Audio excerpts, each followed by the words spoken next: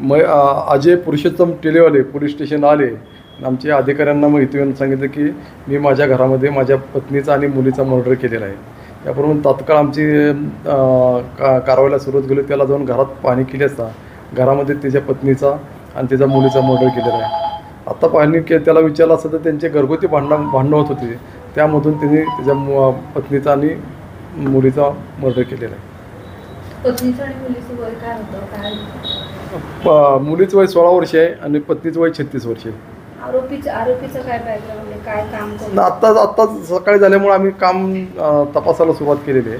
तो काहीतरी फायनान्स कुठं तर कंपनीत काम करतो एवढंच आता झालेलं आहे.